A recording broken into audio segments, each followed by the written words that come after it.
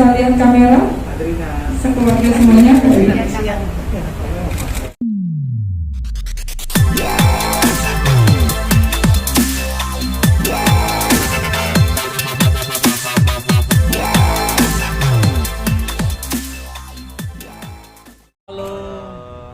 kita buka. Bismillahirrahmanirrahim. Assalamualaikum warahmatullahi wabarakatuh. Salam sejahtera bagi kita semuanya. Selamat datang kepada teman-teman media. Waduh.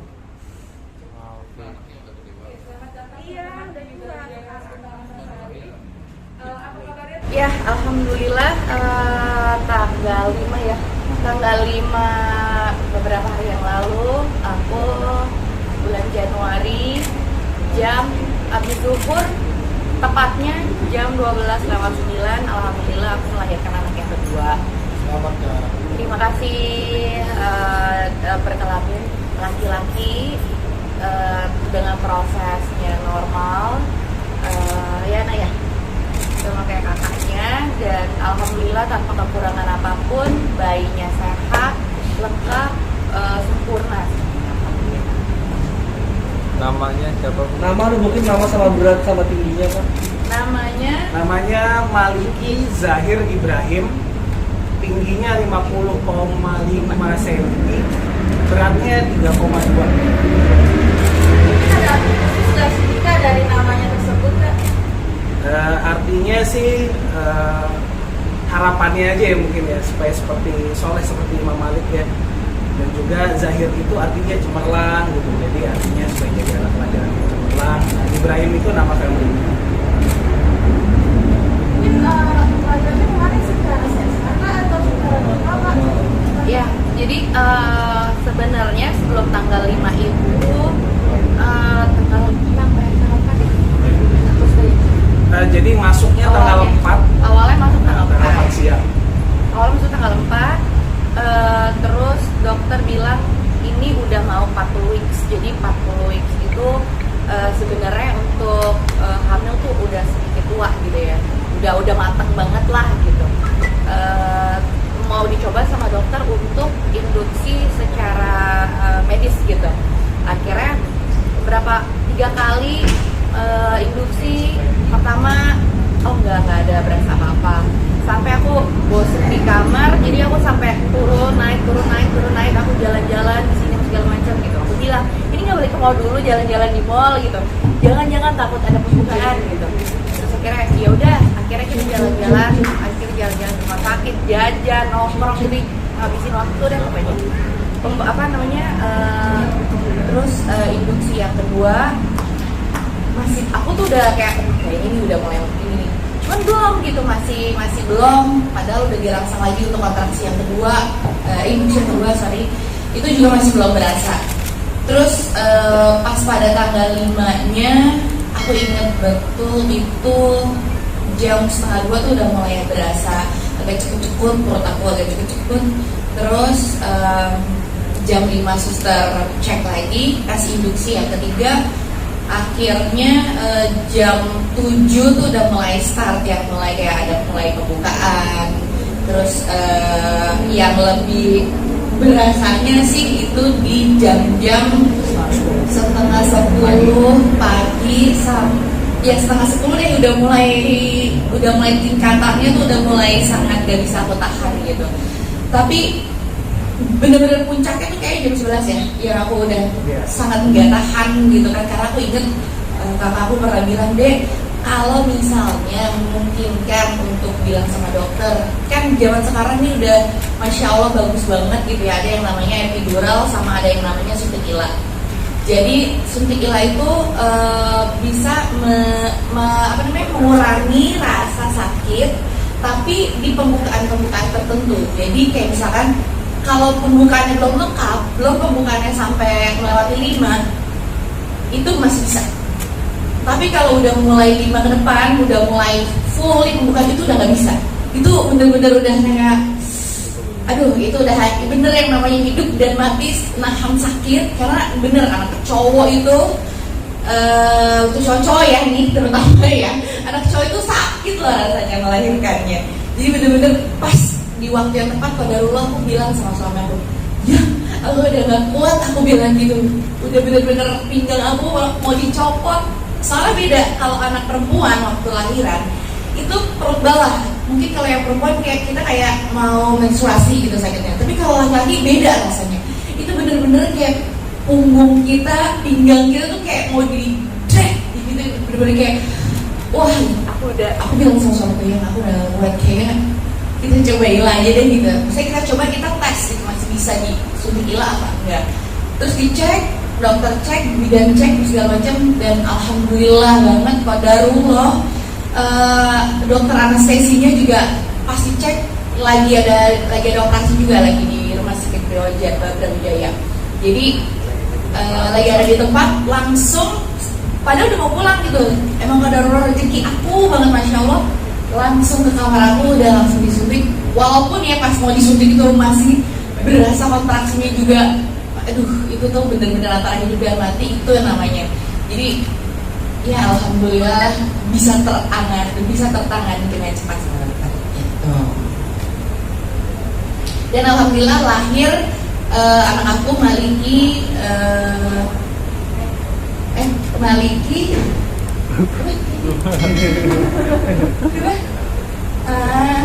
Maliki Zahir Ibrahim jam 12 habis azan, bener-bener aku ingat. Karena itu harus dibarengi yang waktu suntik ilat harus dibarengi dengan induksi. Jadi dipaksa untuk induksi lagi, diinfus lagi. Jadi harus pas. Kalau induksinya udah full, udah lengkap, harus segera dikeluarkan karena takut bayinya nggak selamat gitu. Jadi benar-benar main timingnya tuh sama dokter tuh masya Allah banget. Jadi harus timingnya harus pas. Lahirlah Maliki Zahir Ibrahim jam 12:09. Ini kan sudah pas sama ya. Iya. Ke depan mungkin ada pengen laki-laki lagi atau Wah, kalau ada ya saya mau lagi mas gitu.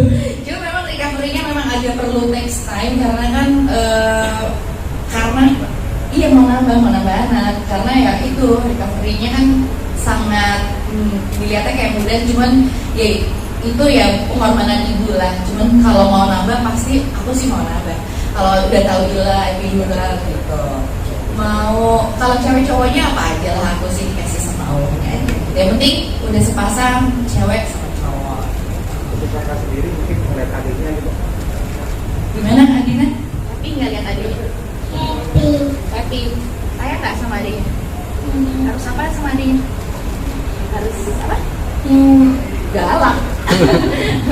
Harus ah? Oh harus ngalah ya. Harus ngalah. Harusnya aku bisa jadi sama dia harus ngalah. Karena kan biar bagaimanapun kan selama ini attentionnya kan ke Adina terus gitu. Jadi selama ada adiknya, Adina harus ngalah, Adina harus sayangin adiknya, Adina nggak boleh galak sama adiknya, harus bantuin mami.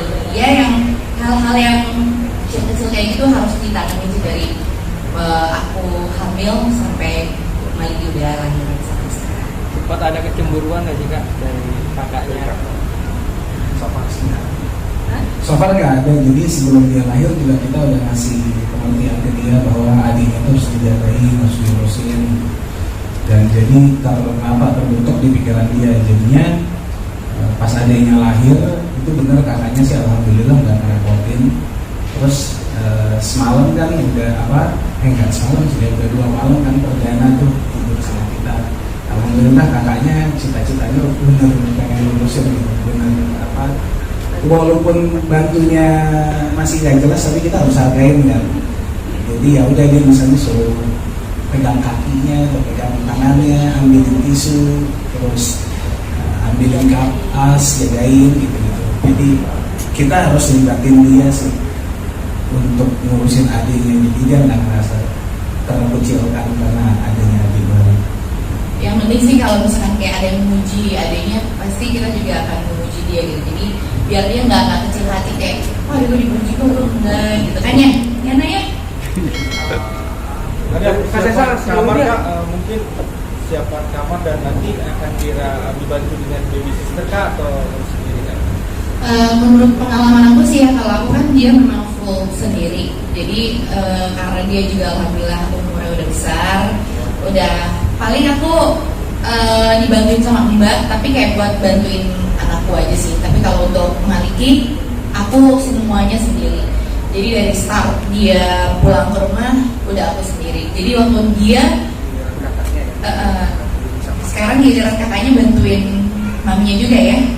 Gitu. Tapi kalau misalkan kayak bantuan-bantuan kecil sih kan, karena aku ada mbak juga yang masya Allah, jadi kayak bisa ngebantuin aku juga buat paling ngeliatin Adina. Tapi kalau makan aku lebih kayak, kalau kasih makanan tuh kayak lebih enak makan sendiri gitu, kayak lebih puas gitu, kayak ngurusin sendiri. Kamarnya terpisah kan dengan kakaknya?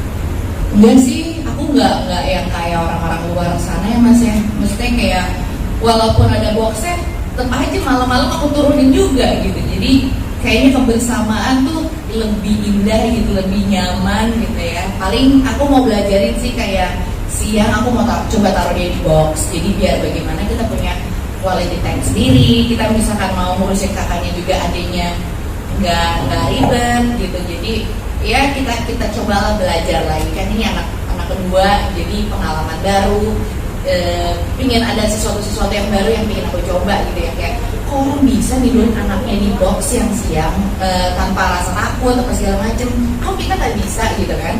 Tapi kalau malam kayaknya nanti dulu deh, jadi kayak mendingan bareng-bareng, karena waktu masih di rumah sakit aja Adina tidur di samping aku, dia tidur di samping aku, jadi kayak kayak gini ya punya anak dua ya gitu. Jadi masya Allah banget sih ya, masih aku nikmatin banget lah momen-momen itu. Siap begadang lagi ya kan? Mungkin ada treatment yang berbeda nggak sih Kak, antara mengurus anak laki-laki dengan anak perempuan kan? Oke. Sebenarnya kalau treatment nggak ada yang berbeda sih, tapi mungkin kalau bergadang aku juga masih belum tahu, karena waktu Adina itu masya Allah Adina nggak bergadang sama sekali. Justru dia bangunin subuh babynya, karena kan aku waktu itu masih nifas, jadi subuh tuh dia pasti dia bangun subuh.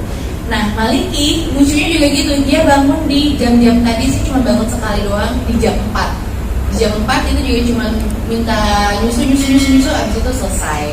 Jadi ya aku sih selalu afirmasi anak aku ya, dari mulai perut gitu ya. Kalau orang-orang bilang oh selamat bergadang, selamat gini.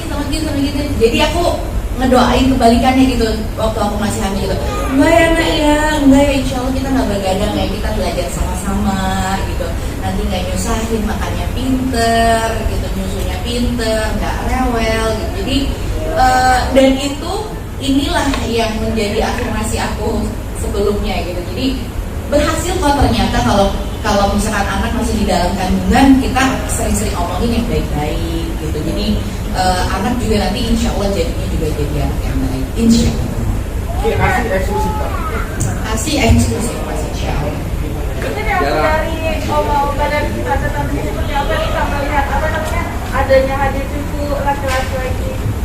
Yang pasti sangat excited banget sih, karena dari kemarin aja pulang oma-omanya udah nganterin, terus sampai rumah omanya tiba-tiba ada yang video call padahal baru ketemu, terus nggak lama malamnya ada lagi omanya datang gitu. Jadi kayak happy ya, anak ini tuh kayak membawa kebahagiaan yang baru gitu loh di tengah-tengah keluarga gitu. Jadi ya masya Allah ya, masya Allah dan barakallah deh, bisa menghiasi keluarga kembali gitu. Ini selain sakti tadi, yang membedain antara kelahiran Adina dengan Maliki apa sih? Yang membedakan rumah sakit pasti beda, satu. Kedua, mungkin kalau Adina itu sangat cepat banget ya dia proses keluarnya. Kalau dia tanpa embel-embel, tanpa ilah, tanpa suntik, tanpa segala macam enggak. Tapi memang qadarullah Maliki ini waktu aku cek terakhir sebelum aku dokter menganjurkan untuk induksi, untuk mencoba dikeluarkan bayinya, dicek memang Maliki terlilit tali pusar 1 gitu. Kalau pengalaman dari kakak ipar aku waktu itu anaknya terlilitnya 2, jadi kakak iparku harus segera disesar. Terus aku bilang sama dokter, dok tapi aku pengen normal, aku bilang gitu. Mungkin nggak ada kemungkinan nggak untuk walaupun terlilit tali pusar itu masih ada kemungkinan untuk normal gitu kan. Ini masih kok Bu insya Allah gitu, karena pas dicek sama dokternya ini terlilit tali pusarnya bukan yang stretch gitu, jadi terlilit tali pusarnya masih longgar. Nah, karena dia terlilit tali pusarnya itu, justru mungkin dia agak susah untuk turun ke bawah gitu anaknya, agak susah gitu untuk melewati pembukaan 1, 2, 3 dengan cepatnya, agak susah gitu. Makanya di situ yang membuat aku, aduh masya Allah banget sih, itu bener-bener, aduh gak bisa diungkapkan dengan kata-kata rasa sakitnya, perjuangannya, menahan sakitnya, itu tuh masya Allah banget ya. Tapi alhamdulillah kemarin bisa teratasi dengan suntik Ila, itu bener-bener kayak plak. Tapi bener-bener dokter tuh langsung yang ayo CTG, ini buat nafasnya pasang apa segala macam. Jadi bener-bener dokter langsung concern banget pas udah suntik Ila, karena induksi juga langsung induksi yang diinfus. Karena kalau induksi yang diinfus kan cepet banget gitu pembukanya, tek gitu. Jadi waktunya juga harus tepat, nggak boleh bermain-main sama waktu. Jadi takutnya kan takut akunya atau anaknya yang kenapa gitu. Jadi harus tepat dengan waktu. Gitu. Nah, jarak yang pertama sama yang kedua berapa tahun? Kenapa harus sengaja ditunda atau gimana? Kenapa harus apa? Jaraknya dari pertama sama yang Malik ini berapa tahun?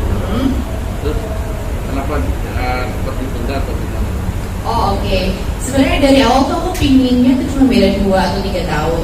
Tapi karena waktu itu pas puncak-puncaknya pandemi COVID, terus aku juga KB, jadi aku nggak bisa cek KB aku gitu. Jadi memang tersendat 2 tahun lamanya gitu untuk aku pingin punya anak lagi gitu. Dan akhirnya kemarin alhamdulillah pas Adina 31 Desember 4 tahun, Maliki lahir di 5 Januari. Jadi kayaknya beda sama kakaknya cuma 4 tahun aja. Sebenarnya sih aku pinginnya nggak jauh-jauh, jadi pingin kalau aku punya anak lagi nanti biar rame, jaraknya juga nggak jauh-jauh. Tapi ya memang qadarullah, kita juga sempat break juga, teman-teman pasti juga waktu COVID-nya lagi tinggi, mau ke rumah sakit aja takut, mau kemana-mana takut, mau belanja aja harus cuci. Jadi ya itulah kendala-kendalanya, tapi ya berarti itu waktu yang terbaik yang Allah kasih sekarang. Dominan lebih mirip siapa sih? Mirip siapa Dena? Dedi. Emang kenapa kalau mirip Dedi? Kenapa? Kalau kamu? Mirip siapa? Mirip siapa ya? Ya kalau bayi masih berubah-ubah ya kayaknya ini. Cuman ciri-ciri fisiknya tuh ada beberapa yang mirip aku sih katanya ya. Terus, cuman nggak masalah lah mau mirip siapa itu anaknya jadi anak yang soleh. Pasti kalau aku sih yang dari sisi lakinya ya, karena aku punya anak laki itu sesuatu banget bagi aku, karena aku itu anak laki satu-satunya, kakakku cewek 2. Nah ini udah punya anak laki lagi, dan dari papaku juga sama. Jadi dulu kakekku punya anak laki 2, yang anak laki yang punya anak cowok lagi tuh cuma papaku. Jadi kayak lurusnya tuh cowok. Jadi kalau lebaran itu pasti perhatiannya beda ya kalau dia kayak anak laki yang garis lurus laki gitu kan. Dari cara lebaran juga masya Allah pasti heboh lah. Dan alhamdulillah sih ya, cuma gak ada bedanya sih, gak ada treatment yang berbeda seperti itu.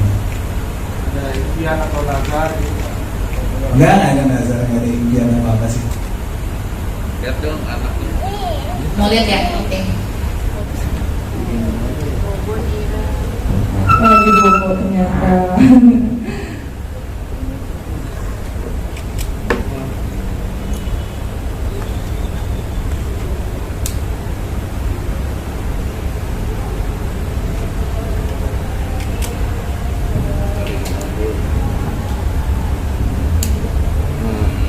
Ya, baik teman-teman, mungkin bisa diabadikan dulu momennya berempat ini. Coba ngirim siapa? Teman-teman mungkin bisa nilai ya langsung ya, karena babynya udah ada di tempat, jadi bisa tahu mirip siapanya. Betul, mirip papahnya. Oke, baik, bisa lihat kamera sekeluarga semuanya. Sudah. Kak Sesa boleh sini Kak Sesa. Oke, Depan. Ini yang tengah nih. Pas ya, kasih laki-laki perempuan. Bawah di bawah. Ya. Ke tengah. Iya. Kasih. Oke, Tengah, baik. 1, 2. Oke. Senyum lagi dia. Oke. Mungkin ini mendoakan ya harapannya.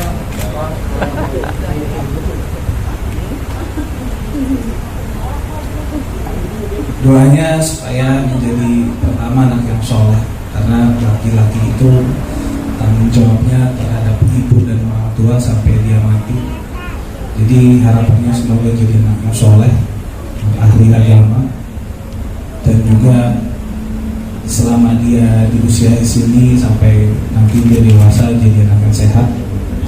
Dan yang paling simpel adalah menjadi anak yang beruntung di dunia dan di akhirat. Jadi kalau beruntung itu kan syaratnya nggak banyak ya, cuma beruntung doang. Jadi semoga jadi anak yang beruntung dan bisa bermanfaat untuk agama, keluarga, dan bangsa. Itu aja doanya sih, simpel. Itu aja. Mohon diakhiri ya. Pastinya. Baik teman-teman semuanya, karena waktu yang sangat singkat, maka saya akan akhiri acara pada hari ini. Sekali lagi mohon dapat disebarluaskan ya teman-teman berita yang sangat bahagia ini.